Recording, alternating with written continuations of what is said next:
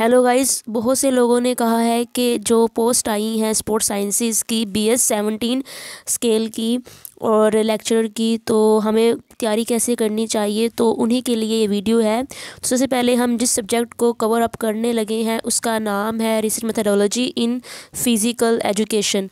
ठीक है, ये बहुत ही इंपॉर्टेंट सब्जेक्ट है, रिसर्च से रिलेटेड होता है। पिछले साल बहुत सारे क्वेश्चन आए थे इस सब्जेक्ट से रिलेटेड पेपर में।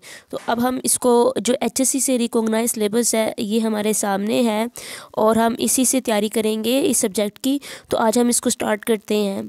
मेरी कोशिश होगी जो बेसिक चीज़ें हैं वो आपके सामने शेयर करूं। जो हमारा कोर्स कंटेंट है उसमें सबसे पहले आता है definition and meaning of research.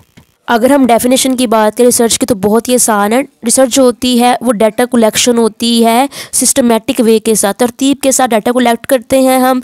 और हम दो बातें सीखते हैं रिसर्च में, या तो हम किसी भी मौजूदा चीज़ के बारे में अपने इल्म का इजाफा करते हैं या हम किसी प्रॉब्लम का हल तलाश करते हैं। रिसर्च बस दो ही चीज़ों के लिए की जाती है।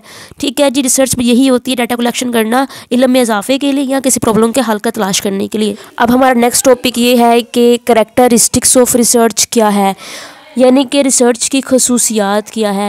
रिसर्च की पहली खसूसियत होती है कि ये एम्पिरिकल होती है। एम्पिरिकल मतलब ये है कि ये तजर्बाती होती है। हम तजर्बात करते हैं, ऑब्जर्वेशन करते हैं, हम थ्योरीज़ को चेक करते हैं, पहले से मौजूद नॉलेज को चेक करते हैं और जो हमारी मौजूदा थ्योरीज़ हैं उनको चेक करने के बाद हम अपनी रिसर्च को स्टार्ट करते हैं।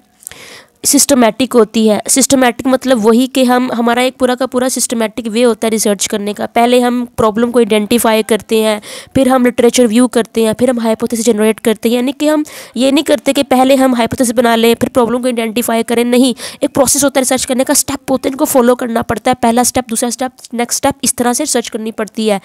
उसके बाद रिसर्च जो होती है वो कंट्रोल्ड होती है। उसमें कई ऐसे वेरिएबल हैं जो कंट्रोल्ड होते हैं। आपको समझ आएगी आगे जाके वेरिएबल्स के बारे में, कंट्रोल वेरिएबल कौन से होते हैं और अनकंट्रोल वेरिएबल कौन से होते हैं। उसके बाद रिसर्च होती है वो हाइपोथेसिस पे मुश्तमिल होती है। यानी कि हाइपोथेसिस एक ऐसा टेंटेटिव आंसर्स होते हैं जो हमें थ्रू आउट रिसर्च हमें उनसे हेल्प मिलती है। हाइपोथेसिस की समझ आएगी आपको आगे जाके। अभी इतना याद रखिएगा कि रिसर्च जो है उसमें हाइपोथेसिस होता है। उसके बाद रिसर्च जो होती है वो ऑब्जेक्टिव होती है, उसका एक मकसद होता है रिसर्च करने का। एंड सबसे लास्ट में रिसर्च क्वांटिटेटिव भी हो सकती है, स्टैटिकल भी हो सकती है और क्वालिटेटिव भी हो सकती है। यानी कि सम टाइम रिसर्च के अंदर न्यूमेरिकल वैल्यूज़ पुट करते हैं, स्टैटिकल उसका एनालिसिस करते हैं। इस तरह से रिसर्च की तमाम खसूसियात मैंने शेयर की आपके साथ। अब हम बात करते हैं टाइप्स ऑफ रिसर्च के बारे में। टाइप्स ऑफ रिसर्च में सबसे पहले हमारे पास आती है एक्सप्लोरेटरी रिसर्च। जैसा कि इसका नाम ही एक्सप्लोरेटरी है, इसका मतलब है ये एक्सप्लोर करती है डिफरेंट टॉपिक्स को। अगर आप कोई रिसर्च करने लगे हैं किसी भी टॉपिक से रिलेटेड और आपके पास उस टॉपिक से रिलेटेड पहले से मौजूद डाटा बहुत कम है, तो फिर आपकी जो रिसर्च है वो क्या कहलाएगी, वो एक्सप्लोरेटरी कहलाएगी।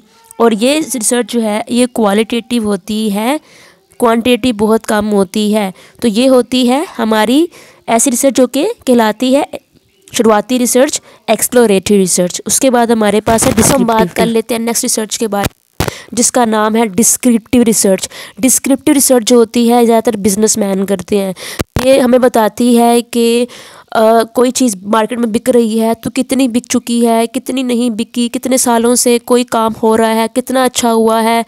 ये हमें हमेशा जो डाटा कलेक्शन होती है इसमें आती है। डिस्क्रिप्टिव में डाटा कलेक्शन आती है, न्यूमेरिकल वैल्यूज़ पुट करनी पड़ती हैं। ये ऐसी रिसर्च है जिसमें आपको डाटा कलेक्शन करनी पड़ती है, यानी कि ये क्वांटिटेटिव होती है। क्वांटिटेटिव का समझते हैं मतलब क्या है। क्वांटिटेटिव रिसर्च होती है जिसमें आपको डाटा कलेक्शन करनी पड़े और 1 2 3 4 डाटा अपना इस तरह कलेक्ट करना पड़े हिस्सों की शक्ल में। जैसे बिजनेसमैन चाहते हैं कि वो फ़लाँ मार्केट में कितना सामान बिक रहा है, कितना नहीं बिका। डिस्क्रिप्टिव रिसर्च बताती है हमें कि what is happened and how much it has happened. सिर्फ ये दो बातें बताती है, ये हमें ये नहीं बताती कि वाई इट इज़ हैपेंड, ऐसा क्यों हो रहा है, इस क्यों का जवाब नहीं देती। ठीक है जी, ये बात याद रखनी है आप। एक्सप्लेनेटरी रिसर्च हमें जैसे कि इसका नाम है एक्सप्लेनेटरी, एक्सप्लेन करने वाली रिसर्च। ऐसी रिसर्च अगर आप करते हैं तो ये आपको बताती है कि अगर कोई चीज़ हो रही है तो उसका हल क्या है, किसी प्रॉब्लम का हल क्या है, वाई इट इज़ हैपेंड, ऐसा क्यों हो रहा है। हमेशा हमें वाई का जवाब देती है। किसका जवाब देती है? वाई का, ऐसा क्यों हो रहा है। इसके अलावा ये दो वेरिएबल्स के दरमियान ताल्लुक़ को भी बताती है कि इनके दरमियान क्या ताल्लुक़ है। ये होती है एक्सप्लेनेटरी रिसर्च। नेक्स्ट हमारे पास है प्रिडिक्टिव रिसर्च। जैसे जिसका नाम है प्रिडिक्टिव, यानी प्रिडिक्शन करने वाली रिसर्च। ऐसी रिसर्च जो हम इसलिए करते हैं कि हम पहले से मौजूद नॉलेज को इस्तेमाल करते हुए फ्यूचर के बारे में कोई भी चीज़ को इमेजिन कर लें, ये सच कहलाती है प्रिडिक्टिव रिसर्च। अगर हम आज रिसर्च करते हैं कि हमारे मुल्क में सुई गैस बहुत कम रह गई है, इसका मतलब ये है कि फ्यूचर में हमें किल्लत का सामना करना पड़ेगा। तो इस तरह की रिसर्च प्रिडिक्टिव रिसर्च कहलाती है। नेक्स्ट रिसर्च हमारे पास है प्योर रिसर्च। ऐसी रिसर्च प्योर रिसर्च कहलाती है जिसमें हम किसी भी चीज़ के बारे में मज़ीद नॉलेज हासिल करने के लिए रिसर्च करते हैं, अंडरस्टैंडिंग को ज़्यादा करने के लिए रिसर्च करते हैं। इस रिसर्च का मकसद किसी भी प्रॉब्लम का हल तलाश करना नहीं होता। ऐसी रिसर्च प्योर और बेसिक रिसर्च कहलाती है। जब आप कोई रिसर्च करें और उस रिसर्च करने का मकसद ये हो कि मैंने फ़लाँ बीमारी का जो हल है वो तलाश करना है या मैंने फ़लाँ प्रॉब्लम का हल तलाश करना है, तो वो रिसर्च अप्लाइड रिसर्च कहलाएगी। अप्लाइड रिसर्च के अंदर हमेशा किसी न किसी प्रॉब्लम का हल तलाश करते हैं, ये कहलाती है अप्लाइड रिसर्च। उसके बाद नेक्स्ट है प्राइमरी रिसर्च। प्राइमरी रिसर्च के अंदर जब आप कोई रिसर्च करें और अपना डाटा कलेक्ट करें, अपने डाटे से ही रिसर्च करें, तो ऐसी रिसर्च प्राइमरी रिसर्च कहलाती है। इसके बाद है सेकेंडरी रिसर्च। जो सेकेंडरी रिसर्च होती है उसमें आप यूँ करते हैं, अपना डाटा कलेक्शन नहीं करते, खुद कोई डाटा कलेक्ट नहीं करते, बल्कि पहले से मौजूद डाटा जो किसी दूसरे ने इकट्ठा किया था उसको पढ़ते हैं, उसकी जांच पड़ताल करते हैं और अपना रिसर्च पेपर लिख देते हैं। तो ये रिसर्च कहलाती है सेकेंडरी रिसर्च। अब हमारे पास है थ्योरेटिकल रिसर्च। ये थ्योरेटिकल रिसर्च होती है, इसमें ये होता है कि जो थ्योरीज़ होती हैं, जो पहले से मौजूद थ्योरीज़ होती हैं, उनको पढ़ा जाता है, उनकी जांच पड़ताल की जाती है और रिसर्च कर ली जाती है। ये सेम प्राइमरी रिसर्च तरह है थ्योरेटिकल रिसर्च भी। उसके बाद है एम्पिरिकल रिसर्च। एम्पिरिकल रिसर्च वो रिसर्च होती है पहले से मौजूद थ्योरीज़ को नहीं पढ़ते, बल्कि अपना न्यू डाटा कलेक्ट करते हैं, न्यू ऑब्जर्वेशन करते हैं, न्यू मेजरमेंट करते हैं और फिर रिसर्च करते हैं। ऐसी रिसर्च एम्पिरिकल रिसर्च कहलाती है।